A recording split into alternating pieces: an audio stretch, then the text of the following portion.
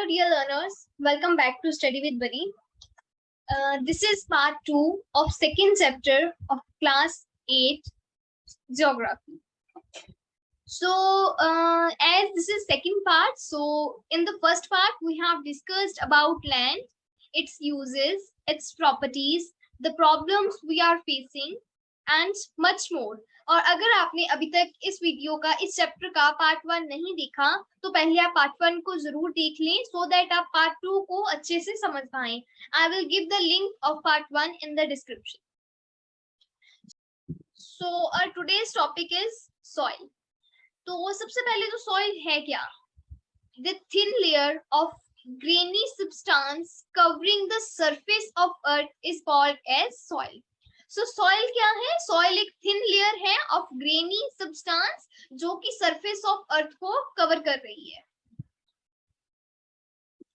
Soil is made up of, soil किस किस से बनी हुई है? What are the components of soil? So the first one is organic matter like leaves, minerals. बहुत सारे मिनरल्स जो हैं सॉइल में पाए जाते हैं. Weathered rock found on earth, जो रॉक्स है पत्थर है उनकी वेदरिंग से जो है सॉइल फॉर्मेशन होती है. So the main components of soil और the component soil is made up of is organic matter, minerals and weathered rocks found on the earth. Next is factors of soil formation. जो soil formation हो रही है वो किन factors के ऊपर depend करती है, अब हम इसके बारे में पढ़ेंगे. The first one is nature of parent rock.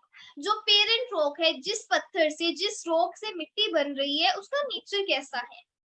आपने देखी होगी variety of soil is found like red soil होती है, ब्लैक सॉइल होती है, नॉर्मल ब्राउन सॉइल होती है ना. So different type of soil, different colours की सॉइल हमें मिलती है. उसके ऊपर डिपेंड करता है वो भी कि वो कौन से रॉक से बनी है, वो उस रॉक का कलर कैसा था, कौन से फैक्टर्स हैं जिसमें ये जो सॉइल की फॉर्मेशन है वो हो रही है. So the first factor is nature of parent rock. Second is climatic factors, कि वहां का क्लाइमेट कैसा है, हॉट वेदर में हुआ है या कोल्ड वेदर में जो है सॉइल फॉर्मेशन हो रही है, राइट. रेनी वेदर है या कैसे, मींस एक जो क्लाइमेट का फैक्टर है वो भी रिस्पॉन्सिबल होता है for soil formation. Next is topography.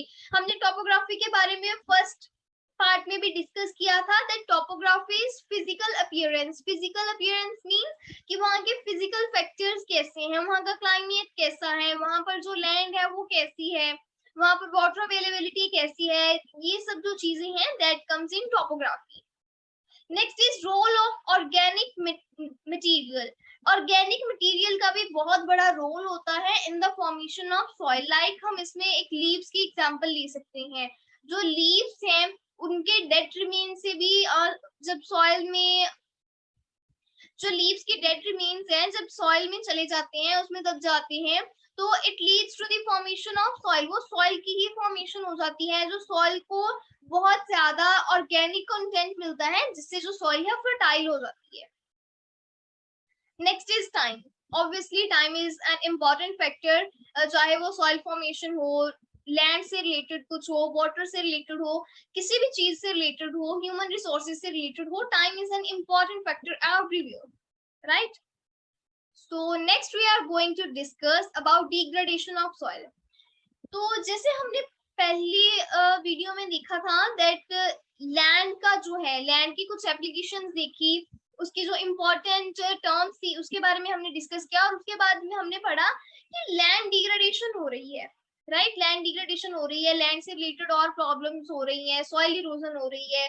So same way में अभी हम सॉइल से रिलेटेड प्रॉब्लम्स के बारे में पढ़ेंगे. And the very first one is degradation of soil. Soil की डिग्रेडेशन होना. Soil erosion and depletion are the major threats to soil as a resource. तो जैसे हमने लैंड के थ्रेट के बारे में पढ़ा था, सेम वे में जो सॉइल को थ्रेट है हम उसके बारे में पढ़ेंगे. That soil erosion and soil depletion are the major threat to soil as a resource. तो कौन कौन से दो मेजर थ्रेट हैं? The first one is soil erosion and second is soil depletion, right? So both human and natural factors are responsible for degradation of soil. Degradation of soil के लिए ऐसा नहीं है कि अकेले humans अकेले natural factor responsible हैं. Both humans and naturals दोनों ही factor responsible हैं degradation of soil के लिए. So factors which leads to the soil degradation are deforestation. Deforestation कैसे लिंक है सॉइल डिग्रेडेशन से? देखो, जब डिफॉरेस्टेशन होगी, जो ट्रीज हैं वो कट होंगे, तो जो मिट्टी के ऊपर एक पेड़ की जकड़ होती है, हम बोलते हैं जिसे, या फिर हम बोल सकते हैं जो अट्रैक्शन है ना, जो हमारे रूट्स हैं, रूट्स ने उस एरिया की जो मिट्टी है, लैंड है, वहां पर एक उसकी पकड़ होती है. जब डिफॉरेस्टेशन होगी, ट्रीज नहीं होंगे, तो जो लेयर होगी ऊपर वाली वो फ्री होगी टू मूव. इस वजह से सॉइल डिग्रेडेशन होगी. Second is overgrazing. ओवरग्रेजिंग का भी सेम ही रीजन है कि अगर ओवरग्रेजिंग हो जाएगी तो जो टॉप लेयर है, टॉप लेयर के ऊपर, टॉप लेयर को प्रोटेक्ट करने के लिए ऊपर कुछ ग्रास ही नहीं होगा, तो जो ऊपर वाली लेयर होगी वो फ्री हो जाएगी फॉर मूवमेंट. वो वाटर के साथ में भी मूवमेंट हो सकती है, एयर के साथ में भी हो सकती है.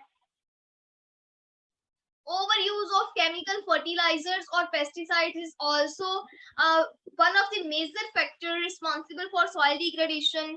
Next one is rain wash. Rain wash होता है कि जब बहुत ज्यादा रेनफॉल हो रही है, जब भी रेनफॉल होती है तो उसके साथ में क्या होता है कि अगर डिफॉरेस्ट लैंड हो या फिर ओवरग्रेज्ड लैंड हो तो उसके ऊपर में टॉप लेयर को प्रोटेक्ट करने के लिए कुछ नहीं होता.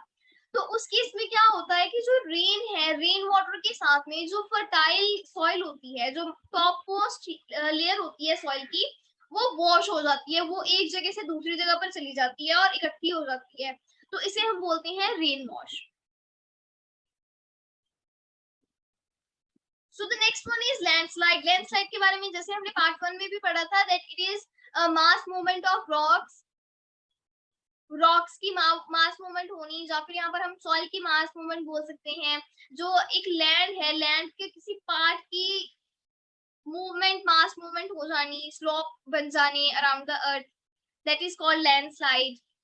Next is floods. जैसे रेन वॉश के साथ में जो मिट्टी की ऊपर वाली लेयर है, टॉप मोस्ट लेयर है, वो वॉश हो जाती है, सेम वे में फ्लड्स के साथ में भी ऐसा ही होता है. जब फ्लड्स आती हैं, आपने देखा होगा कितना ज्यादा पानी आ जाता है ना, तो पानी का बहाव इतना ज्यादा होता है कि जो ऊपर वाली लेयर होती है, जो हम कह सकते हैं टॉप मोस्ट लेयर है लैंड की, दैट इज सॉइल, तो सॉइल को डिग्रेड कर देते हैं. सॉइल इरोजन इसे हम बोलते हैं. So next is soil conservation. जैसे हमने लैंड कंजर्वेशन के बारे में पढ़ा था, सेम वे में हम सॉइल कंजर्वेशन के बारे में पढ़ने वाले हैं. टॉपिक सेम रहने वाले हैं, सिर्फ उनका कंटेंट चेंज होगा, right? So some method of soil conservation are listed below. The first one is mulching. Mulching क्या है? The under-covered soil ground between the plant is covered with a layer of organic matter like straw. It helps in retaining soil moisture. तो क्या होता है, जो under covered ground होती है between plants, उसे हम कवर कर देते हैं with a layer of organic matter which includes straws. इससे सॉइल मॉइस्चर रिटेन करने में हेल्प होती है. अगर सॉइल मॉइस्चर्ड होगी तो उसमें सॉइल इरोजन होने के चांसेस कम हो जाती हैं. Second is contour barriers.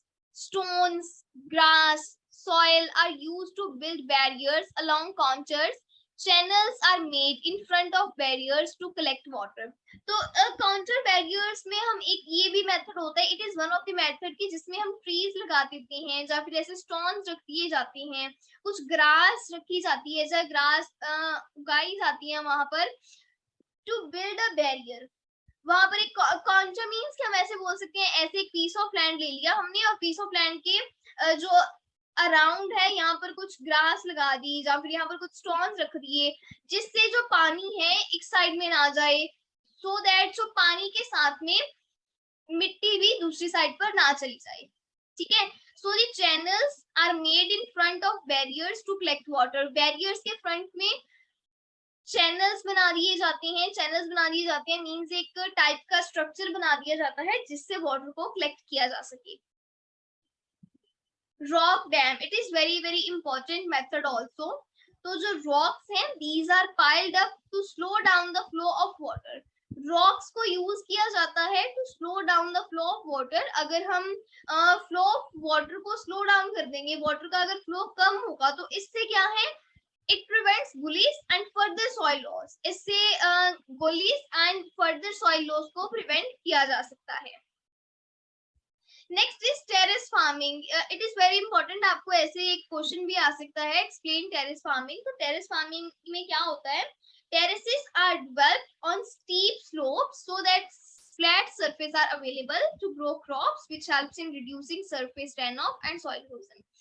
तो क्या होता है कि अगर सपोज ऐसी कुछ सॉइल है आपके पास, ठीक है, ऐसी स्लोप वाली कुछ लैंड है, तो यहाँ पर अगर आप क्रॉप्स उगा रहे हो तो पानी तो ऐसे फटाफट नीचे चले जाएगा। तो इसमें क्या किया जाता है, ऐसे कुछ स्ट्रक्चर बना दिए जाते हैं सो दैट एक फ्लैट सरफेस हमें मिल सके। यहाँ एक आपको फ्लैट सरफेस मिल रहा है ना, तो इससे जो है सरफेस रन ऑफ है वो कम हो जाता है, एंड ऑब्वियसली अगर सरफेस रन ऑफ कम होगा तो सॉइल इरोजन भी कम होगा। The next one is intercropping. तो intercropping में क्या है, different crops are grown in alternate rows and are sown at different times to protect the soil from rain wash. तो rain wash से prevent करने के लिए different crops को grow किया जाता है and in alternate rows में grow किया जाता है different time के ऊपर, so that हम soil को rain wash से protect कर सकें।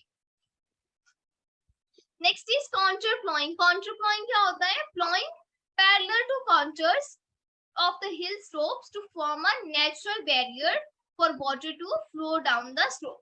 अभी स्लोप से एकदम पानी नीचे चले जाए,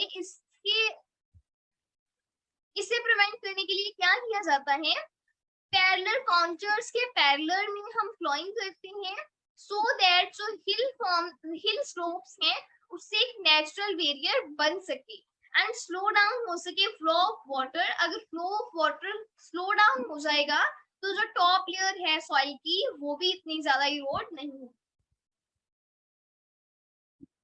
So the next one is shelter belts, which is very important. So in the coastal and dry region, rows of trees are planted to check the wind movements to protect the soil. तो shelter bells क्या किया जाता है कि जो भी जैसे suppose ये एक लैंड का पीस है ना, तो लैंड के पीस को हम रोज में यहाँ पर ट्रीज को उगा दिया जाता है, ट्रीज लगाए जाते हैं। इससे दो हमें बेनिफिट हो जाते हैं, एक तो हम विंड स्पीड को, विंड मूवमेंट को प्रोटेक्ट कर सकते हैं, उसको चेक कर सकते हैं, एंड सेकेंड इज हम सॉइल कवर हो जाती है, सो इससे जो सॉइल है, सॉइल की टॉप लेयर है वो प्रोटेक्टेड रहती है, right? So with this our today's topic is over. Let's meet in the next video with the next topic of this chapter. Till then, take care and don't forget to subscribe our channel. Thank you.